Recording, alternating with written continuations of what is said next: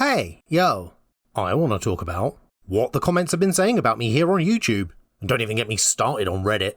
Did you think I wouldn't read it? You think I wouldn't find out what you have to say about me? Well, you're wrong, and I'm gonna prove it. Not a real Pathfinder content creator. Scarlet, fetch me that telephone dog bot. Not a real Pathfinder content creator. I'm the goddamn #1 Pathfinder content creator. Good, you're here. I'm going to assume you've been told who to call.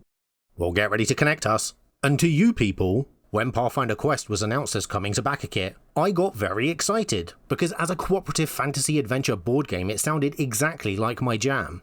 Unleash your potential and let your decisions shape the destiny of Darkmoon Vale as you embark on a series of adventures that pit you against a bewildering array of foes and challenges. Sounds sick. Level up your character between sessions with new spells, feats and magic items to take on even more formidable foes. Also sounds sick. I am intensely hyped for this game. So I reached out to the developer, Paizo, for a sneak peek interview, which they're going to give me because I'm a real Pathfinder content creator, and all those allegations I'm not are false. So let's make sure this is set up while the dogbot connects us. Click. Hello? Am I coming through? Yeah, hi. Perfect. Well then, hi, let's do intros for everyone. I'm Red, he, him, and this is my channel. Welcome. I'm Rue. I use they, he, or Z pronouns. We've been communicating via email. I'm Paizo's marketing and media specialist, so I do a lot of our internal marketing project coordination, and I'm also the first point of contact for content creators and influencers and reviewers and sort of anyone who wants to shine a light on Paizo's products. I am the one who sort of facilitates that happening. And I'm Joe Piscini. I'm lead designer for Paizo Games, which is the sort of board and card game department here at Paizo, where we develop and design things internally. And I've been working on Quest for a couple of years now, in addition to some other games that we're excited about. But yeah. My audience is TCG, tabletop focused, but not necessarily Pathfinder. So I guess the first question I should ask is, what is Pathfinder Quest? Oh, that's a great question. I should have led with that. So Pathfinder Quest, it's a co-op adventure board game for 1 to 4 players. Despite it being made by the company that makes Pathfinder, a role-playing game, tabletop role-playing game, you don't need a game master of any kind. There's an adventure book that guides you through a campaign made up of a number of adventures. And those adventures will have you exploring and doing combat and stuff. You're going to create characters.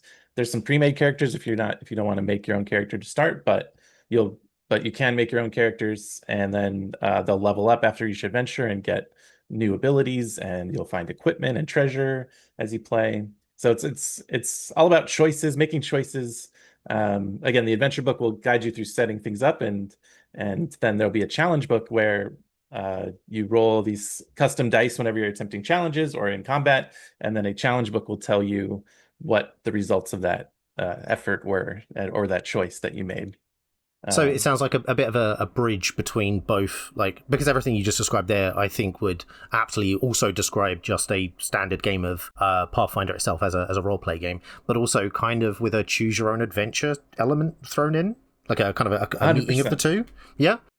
I mean, would you say that this was a good bridge to people who maybe aren't quite as familiar with role-play games and are looking for, especially because obviously one of the biggest demands on a role-play game is the need for a GM. So this is a good way to get into the spirit of it without necessarily, needing that.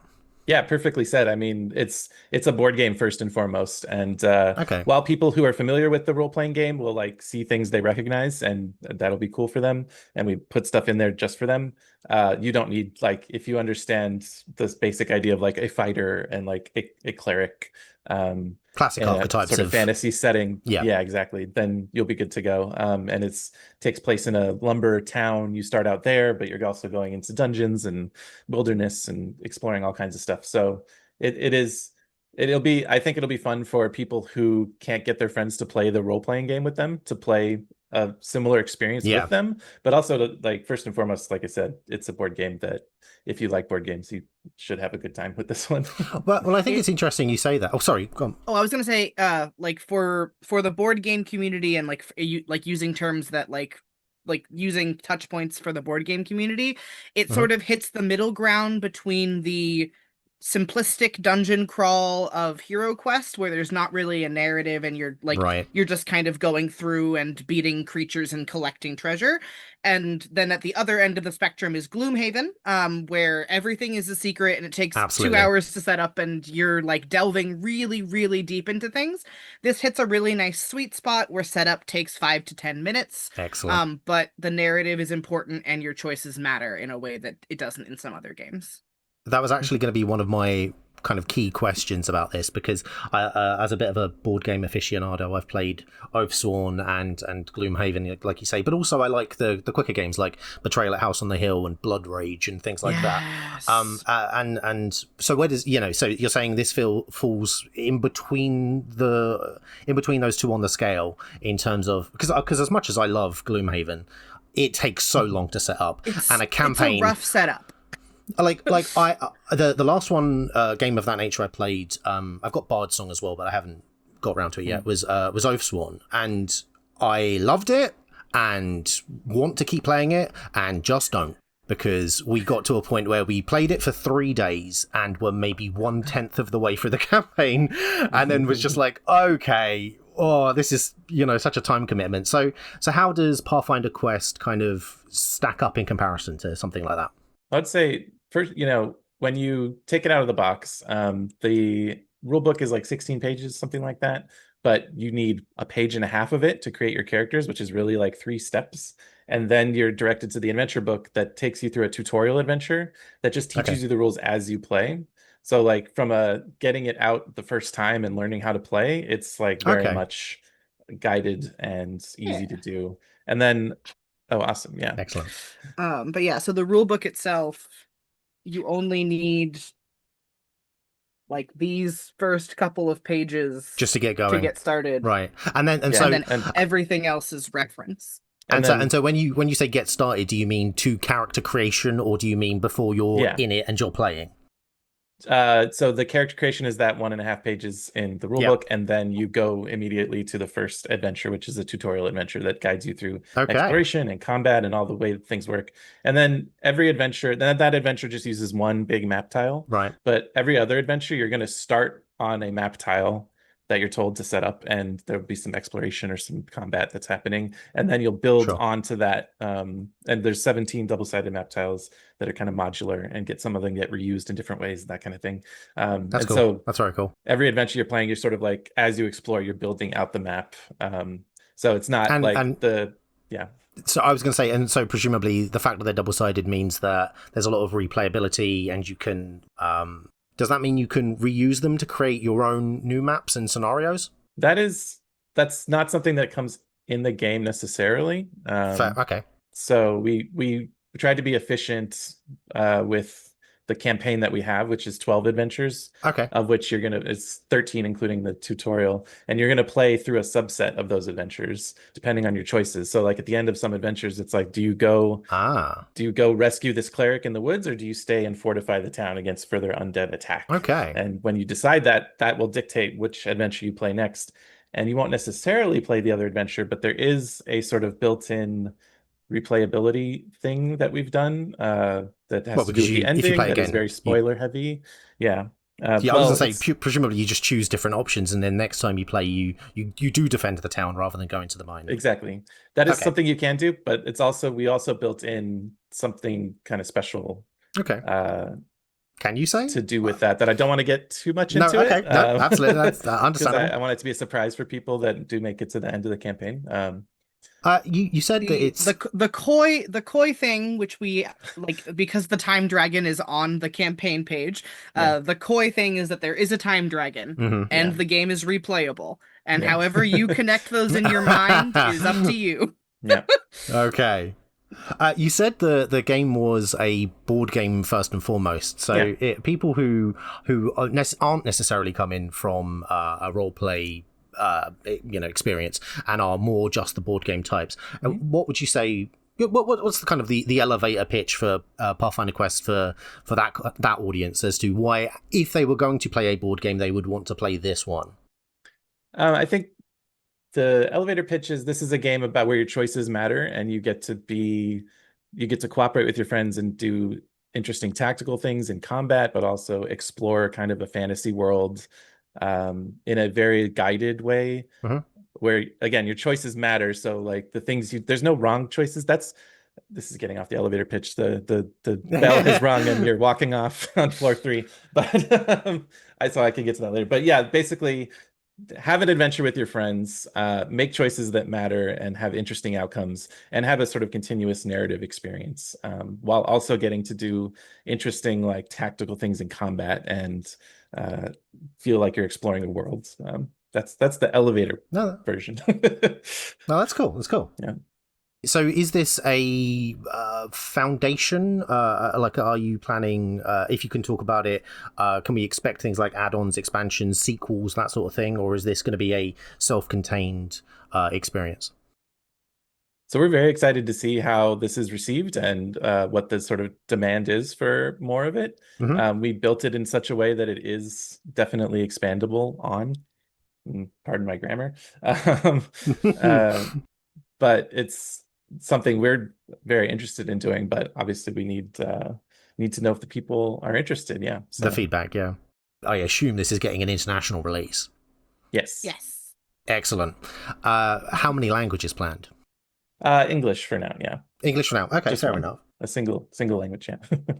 And is this going to be kind of exclusive to local game stores, or is this going to be in big box retailers? Like where can we find it? So the Crowdfunder will have 2 options, a basic and a deluxe, or rather a standard and a deluxe, sorry. Sure. And the standard version, all of the characters, like the player characters and the creatures are all represented by cardboard standees. Okay. Or pawns, depending on your terminology. And in the deluxe version, a select number of those, like the Time Dragon, and the iconic heroes. Awesome. Thank you.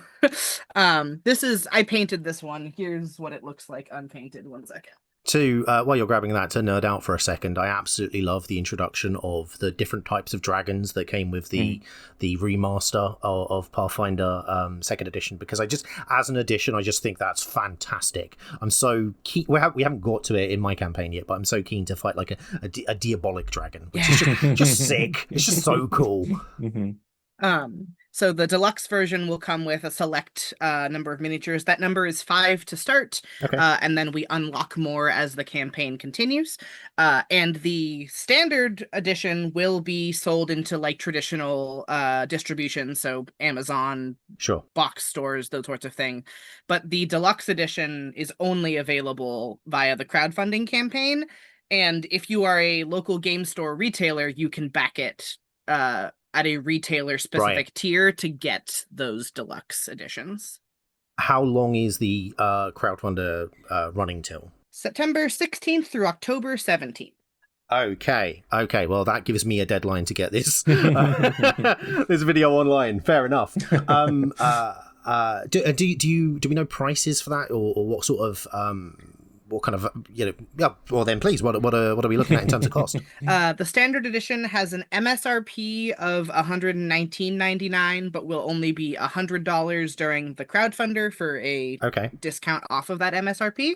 And then the deluxe edition, sorry to interrupt, but that's the version, so that's the one with the standees that will be available later in stores, but is at a reduced rate if you purchase it via the wonderful excuse to back the and then the deluxe edition has an MSRP, so like if a retailer buys them from us at this crowdfunder, it will be $149.99 in stores, and it's $120 for the crowdfunder, and then obviously cheaper if you're a retailer, but that's a more complex equation. Yeah, no, absolutely, because presumably they're buying in bulk for resale, and they're like, okay, that makes perfect sense. I think that's all of my on-topic questions. I do have one more, which is somewhat unrelated, and there is something that I have always wanted to ask someone who works at Paizo. So I'm going to take the opportunity, please forgive me, with the Secrets of Magic book that came with Pathfinder, a class was introduced, which is a combination spellcaster sword user. The Magus, Okay, now you see, because I've always assumed it was based on the word mage, and I have always pronounced it magus, but I have heard so many people say magus or magus, and I was just wondering if there is an official pronunciation of that name. It's so funny that official pronunciation is not really a thing. Like there's people who've been here since, before Pathfinder was a thing. And they will have ways they pronounce things. And then we have employees from all generations and people who've come into the game at different times. Sure. And sometimes, someone will say the name of an iconic or like a region in the world or something, and then be really self-conscious about whether they're saying it right. And yes, there's people who wrote those originally will have a way they think it's pronounced, but honestly, however you want to pronounce it is fine. I think Magus is what most of us say in the company, but again, I'm not going to come over and be like, no, you're saying it wrong. You're saying that's it just wrong. not the vibe. You're saying it wrong. No, yeah. Okay, Yeah. No, fair enough. Good to know. Well, I have one final question before I say thank you for your time, which is, what would you say is the one thing you're most excited about players getting their hands on when they play Pathfinder Quest? Oh my God. Gosh, I think I'm most excited, aside from some spoilery things. The achievements, I think, are one of the funnest things that we added, in my opinion, because they give you a reward for rolling really poorly. And I think it's a cool thing that you get once you've marked off enough of those. But there's And it presumably acts as a bit of a journal that you can look back and go like, oh, remember when we did that? Remember when that happened? That is cool, actually, yeah. All right, well, thank you very much for your time again. It was wonderful to meet you, Red.